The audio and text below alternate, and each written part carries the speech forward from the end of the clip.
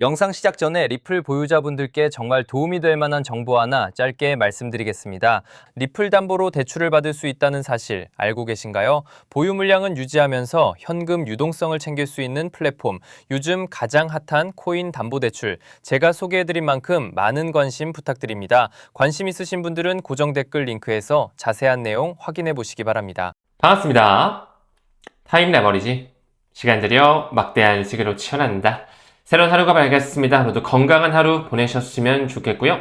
정직, 성실, 겸손, 조심 다지면서 꾸준하게 함께 나아가 볼 수 있도록 하겠습니다. 천천히 들어가 볼까요? 국제 유가가 다시 한번 급등하는 모습이 보여주고 있죠. 최근에 브렌트유 같은 경우는 배럴당 115달러가 상회하면서 굉장히 지정학적 불확실성이 커지는 듯한 모습이 연일 이어지고 있습니다. 여기 나오는 것처럼 글로벌 인플레이션을 자극하다 보니까 금리 인하에 대한 가능성은 점점 더 사라지고 있죠. 경기 둔화뿐만 아니라 물가 상승으로써 스태그플레이션이 나올 수 있지 않겠냐. 대공황에 대한 가능성까지 우리가 배제할 수 없는 상황에 놓여 있다. 이렇게 볼 수가 있고요. 여기 나오는 것처럼 우리나라도 마찬가지죠. 아시아권 나라들은 기름 한 방울 나지 않는 국가들이 많기 때문에 에너지 수입 의존도가 매우 높아서 전력 비용이라든지 물가 압력에 매우 취약한 모습이 보여지고 있죠. 역시나 요즘에 우리나라의 기름값 자체도 만만치가 않습니다. 실질적으로 브렌트유에 대한 선물 거래 차트를 미뤄보더라도 지속적으로 수직 상승하는 모습이 나타나지고 있고요. 110달러를 왔다 갔다 하는 모습, 굉장히 불확실성이 높아진 모습이 연일 이어지다 보니까 우리 투자자 입장에서는 매우 힘들고 지루한 장세가 이어지고 있고요. 유럽 중앙은행이죠. 유로피안 센트럴뱅크 인사들, 무엇보다 크리스틴 라가르드 총재 같은 경우에도 어쩌면 필요하다면 4월달 내달 금리 인상에 대한 가능성까지 주무르면서 유로존에 대한 금리 인상 시그널까지 포착이 되고 있습니다. 제가 최근에 유럽 지역 갔을 때도 물가가 정말 어마어마했다라는 걸 느낄 수가 있었어요. 정말 오죽했으면 한국의 물가가 다시 한번 그립다라는 생각까지 했던 것 같습니다.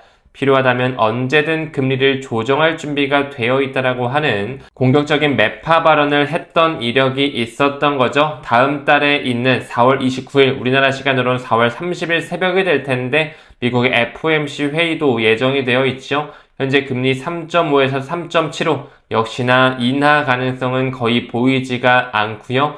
동결 가능성이 약 98% 정도로 점쳐지고 있습니다. 이렇게까지 길게 끌릴 줄 몰랐죠. 이제 중동 전쟁에 대한 시기가 5주차에 접어들었고요. 자산 동반 하락, 지금 코인 시장뿐만 아니라 주식이라든지 심지어 채권 시장까지 동반 약세를 보이고 있죠. 많은 투자자들이 불안 심리가 심화되고 있고 금리 인하 기대감이 사라지고 물가는 올라갈 수 있는 가능성이 커지면서 지속적으로 좋지 못한 상황이 연출이 되고 있습니다. 그렇다 보니까 아까 언급드렸던 브렌트유라든지 WTI, 서부 텍사스유 배럴당 200달러까지도 갈 수 있다라고 하는 여러 가지 예측 시장에서의 극단 시나리오까지 나오고 있죠. 실질적으로 이렇게 7월 안에 200달러가 넘어갈 수 있는 확률이 스물스물 높아지고 있습니다. 지금 현재로서는 한 14에서 15% 정도를 보여주고 있는데 정말 이렇게 지속적으로 이란과의 전쟁, 중동 전쟁이 계속 격화되고 심화되고 장기화되게 된다면 완전히 가능성을 배제할 순 없겠구나라는 식으로도 느껴지고요. 오랜만에 한번 가지고 왔습니다. 2026년 안에 클래리티 액트 법안이 통과될 확률 자체, 제가 신혼여행 가기 전에만 하더라도 70%, 80% 왔다 갔다 했던 걸로 기억을 하는데요.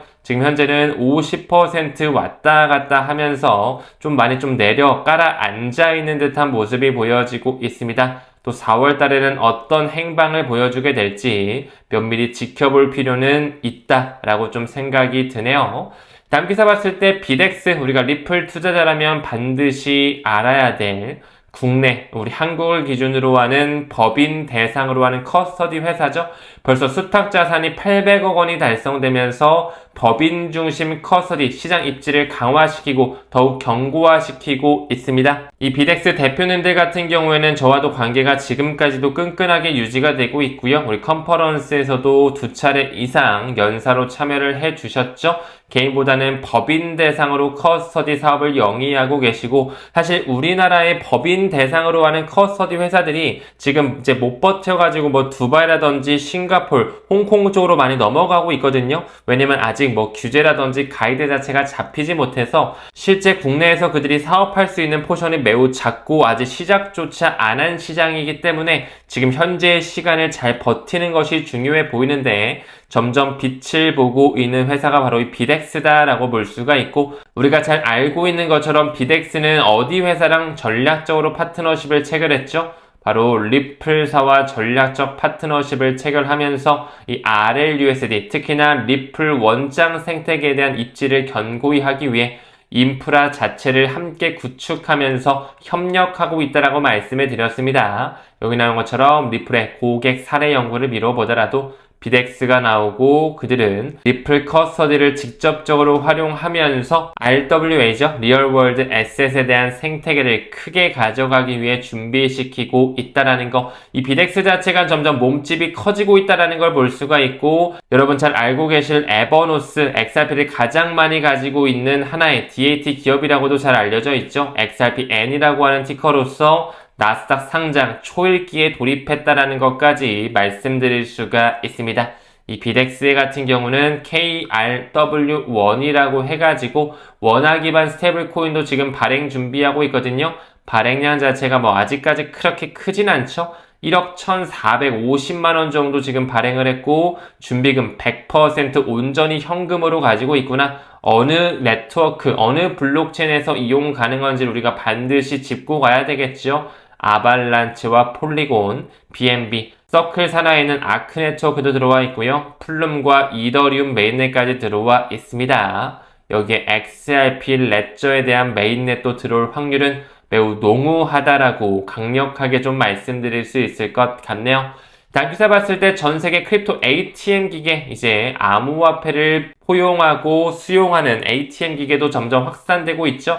거의 4만 대에 육박하는 개수가 계속 확산되고 있는데 1분기에는 약 600대 정도가 감소가 됐다, 뭐 이런 얘기하고 있습니다. 우리나라에는 아직은 좀 많이 보이진 않지만 미국이나 캐나다, 특히나 유로존 지역에서도 꽤 많이 보였던 걸 제가 관찰하고 왔고요. 무엇보다도 가장 중요한 건 상위 10개의 사업자가 전체의 거의 80%를 운영하고 있다. 사실 ATM 기기뿐만 아니라 뭐 비트페이와 같은 그런 암호화폐 결제 솔루션 업체들도 베리 실버트를 필두로 한 디지털 커런시 그룹의 뿌리와도 연결이 되어 있다는 거, 그들이 돈 넣고 돈 먹기를 하고 지속적으로 OTC 장외 거래를 통해서 기관 자금을 유입시킴으로써 뒤에서는 시장에 거대한 큰 판을 짜고 있다는 거 반드시 인지하면서 투자를 이어가 주셔야 됩니다. 실제 비트코인 ATM 맵을 봤을 때 한 38,900개 정도가 전 세계적으로 포진되어 있구나 볼 수가 있고, 뭐 비트코인 캐시, 이더리움뿐만 아니라 굉장히 다양한 알트코인들이 점점 더 추가가 되어지고 있습니다. 아까 언급드린 것처럼 아시아 지역보다는 미국, 캐나다, 유럽 지역 쪽에 지금 조금씩 더 확산이 되면서 장기적 우상향 패턴으로서 증가하는 추세를 그리고 있다라는 거, 앞으로도 더 확산될 것이라고 생각이 들고요.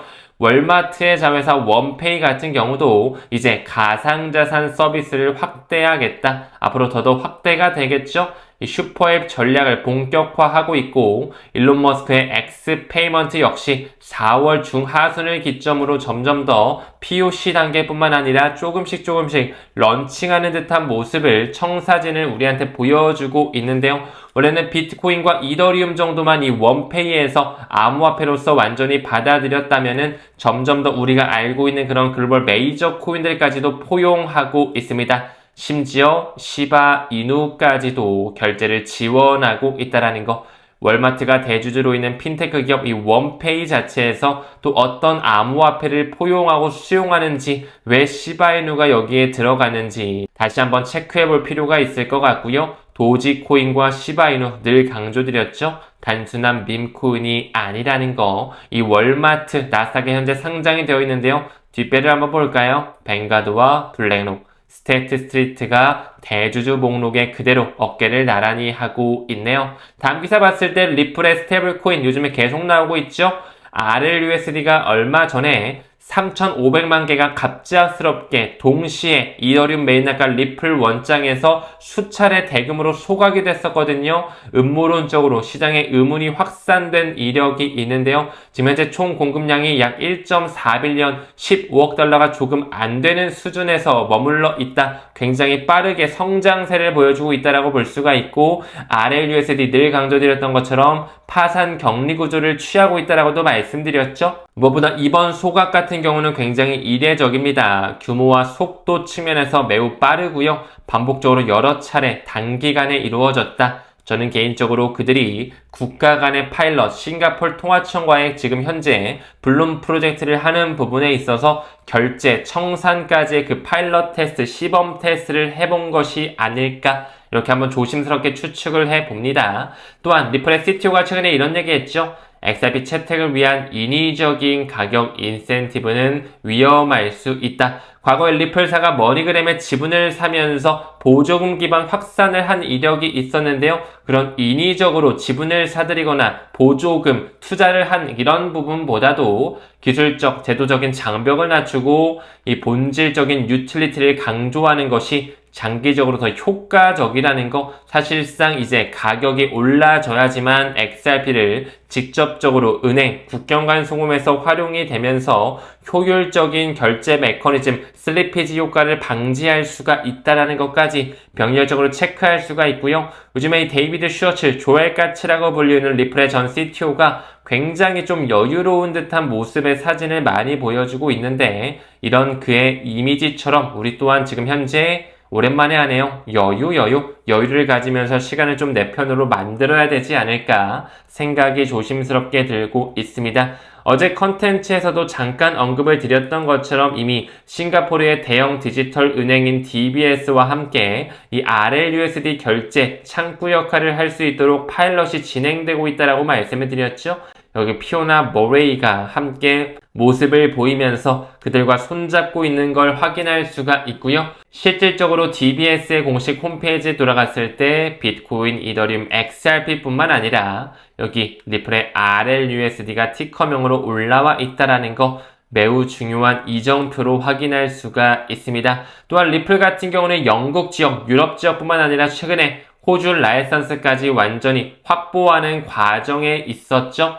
직통 송금 시대를 열어가는 과정에 이제 AFSL까지 완전하게 확보하게 되면 정말 전 세계를 아우를 수 있는 이 BIS의 회원국들을 모두 포용하는 가치의 인터넷 시대를 열 수가 있다라는 거. 왜 블랙록의 비들 펀드와 반역의 브이벨 펀드의 토크나 펀드에서 이 RLUSD의 출구 전략 그 통로를 만들어놨는지 잘 생각해 보셨으면 좋겠습니다. 가격적인 부분보다는 가치에 포커스 맞추셨으면 좋겠고요. 그러면 영상도 끝까지 시청해 주심에 대단히 고맙습니다. 우리는 모든 면에서 점점 더 좋아지고 있습니다. 감사합니다. 성투합시다.